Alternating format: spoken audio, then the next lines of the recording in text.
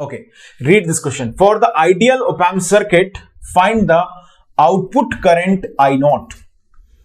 Screen को pause कर दो और फटाफट से इस क्वेश्चन को सॉल्व कर लो. The similar concept we have discuss. It is simply current to voltage converter, but they have connected other element here through which they want to determine the current. So that this question. Okay, चलिए तो screen को pause करके hopefully आप लोगों ने इसे solve कर लिया होगा. चलिए मैं आपके लिए सॉल्व करता हूं इस क्वेश्चन को. Now let's try to solve this question. देखिए, this 1 milli ampere current will start flowing through this. यहां से 1 मिली एम्पियर करंट फ्लो होना शुरू करेगा इस तरह से. ओके, अब the current has to divide into 2 parts here. Current को 2 पार्ट में डिवाइड हो जाना चाहिए. एक करंट इधर चला जाएगा I इक्वल टू 0. ओके, और एक करंट जाएगा इधर. अब डेफिनेटली हम जानते हैं कि जो ओप-एम्प का इनपुट करंट है वो कितना आने वाला है, 0. तो इनपुट करंट जब ओप-एम्प का 0 है, यानी कि इस करंट का 1 मिली एम्पियर सोर्स का जो पूरा करंट है वो कितना होगा, 4 किलो ओम के अबाउट ही फ्लो होगा. अच्छा जी, वोल्टेज ड्रॉप कितना करेगा, 4 किलो ओम के अबाउट 4 वोल्ट वोल्टेज ड्रॉप करेगा. बिल्कुल सही बात है. ओके, यहां पर नेगेटिव फीडबैक है, डेफिनेटली नेगेटिव फीडबैक है.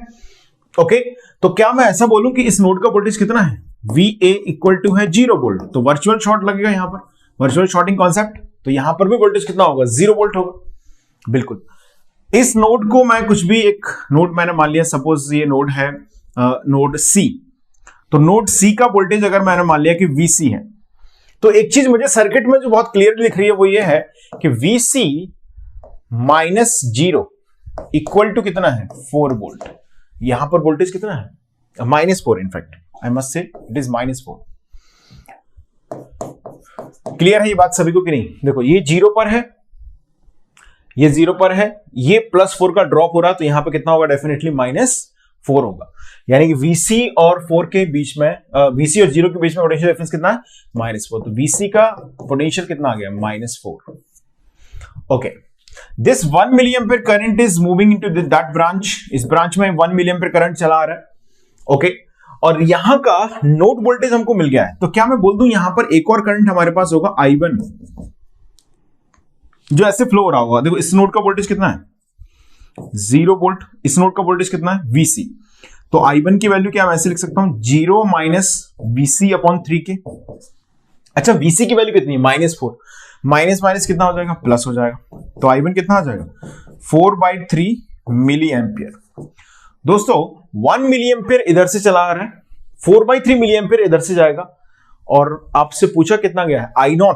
तो ये 2 किलो ओम है जो ऊपर करंट जाएगा. मान लीजिए मैंने ऐसे बोला I2, तो I2 की वैल्यू कितनी होगी, देखो I2 इक्वल टू हो गया that 1 milli ampere plus that 4/3 milli ampere. तो I2 इज इक्वल टू आ गया यहां से 7/3 मिली एम्पियर.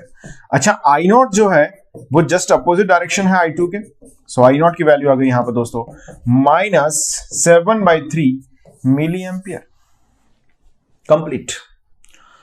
आगे समझ में क्वेश्चन क्लियर है सभी को?